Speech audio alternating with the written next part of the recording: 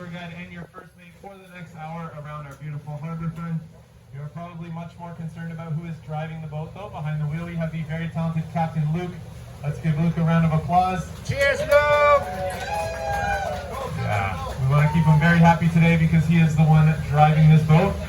Just to announce a few safety features, we have our life jackets in the bins at the back, 2 life rings in the middle, 2 at the front here, life raft at the front as well. We have never had to use any of these features in the history of our company. We are not planning to start today. You guys are free to stand up if you want throughout the tour. Just please try to mind each other's space. We are pretty full today. So please make sure you do that. Other than that, we should be good to go, and don't lean outside of the boat in any way.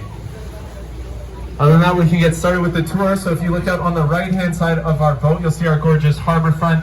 Great place to go for a walk, a run, a bike ride. Tons of parks, restaurants, museums along the waterfront here. However, it didn't always look like this. Up until about the 1970s, this area was very industrial. Along the waterfront, we had tons of factories and warehouses, lots of pollution in the water and in the air as well. It's really not a great place to be at all. That all changed in 1972. That's when the government started their revitalization on the project, on the harbor front. We slowly started cleaning everything up. We moved our factories to neighboring cities, turned this harbor front into what we know it as today. Now, we do have some remnants of our industrial past. A lot of these buildings still remain from the industrial era. You look out the right-hand side of the boat, that red brick building is called the power plant. Would anyone like to take a wild guess as to what this building might have functioned as? Is that a chimney? Yep. It's called the power plant. Power plant. It was a power plant, yes. It was a power plant, not a trick question. Since then, we cleaned it up and it now serves as a contemporary art gallery.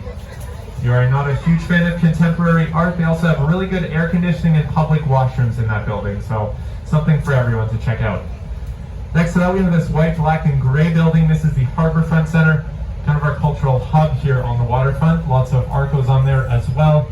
You can see we have this stage at the front too. It seats about 3,300 people. We'll use this for a lot of different movies, concerts, and performances throughout the summertime.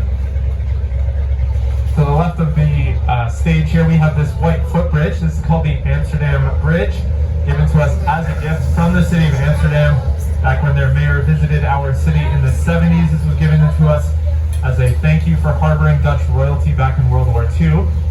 And if you've ever seen the movie My Big Fat Greek Wedding, you might recognize this bridge. This is where they filmed the 2 main characters' first kiss on that bridge. Yep, and it is. And it's also where Captain Luke hopes to one day share his first kiss as well.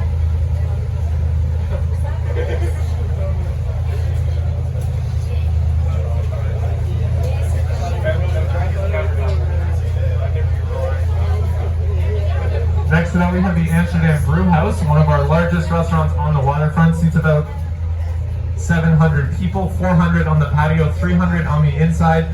They also have a microbrewery inside. They make about 10 different kinds of beer in-house.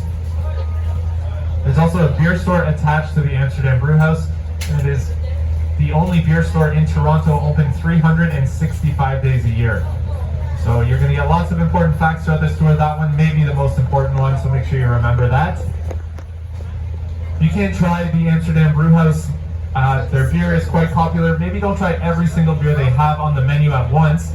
That's because right next door with the green roof, there is a police station just steps away from the brew house. This is our marine unit though, so they're not too concerned about what's going on land, more so about what's going on here in the harbor. Here in Canada, we have the longest discontinuous coastline in the world. It means that our Coast Guard is stretched very thin. The nearest one is about 3 hours away, all the way in Prescott, Ontario. Now, of course, we wouldn't want to wait that long in the event of an emergency, so that's why we have a police unit here. They do essentially the same thing that a Coast Guard would be doing. They can get anywhere in the harbor in 2 minutes or less on their high-speed boats. But in reality, not too much too crazy goes on the harbor. They're more handing out speeding tickets, helping boats if they run out of engine power, things like that. So you can start to see the CN Tower. I'm going to save that building for the second half of the tour, though. We'll be further out on the harbor. You'll get a nicer view of that then. For now, we'll talk about the shorter, chubbier building to its left, the Rogers Centre. Rogers Centre is one of our largest sports stadiums here in Canada. It can seat about 50,000 people. Home to our only Major League Baseball team as well, the Toronto Blue Jays. This stadium is deceptively large. Those red letters at the top that say Rogers Centre, That's the 500 level, the nosebleed seats. It actually goes well below the water level here. Just to give you an idea, you can fit about a 30-story building in center field and still close the dome on top of it. The building to the left with the red stripes on the windows, that's about a 20-story building, so you can fit 1.5 times that building inside the Rogers Center. Rogers Center also holds a record as North America's first fully functioning retractable roof stadium. The dome part completely retracts, opens up the playing field to the sky. I said the words fully functional because the city of Montreal had actually built a retractable roof before us in the 70s for the Olympics. Everyone was really excited. They opened the roof once and then it broke and it never closed again. So they have a giant bowl. We have the Rogers Center fully functional. It takes about 15 minutes to open or close.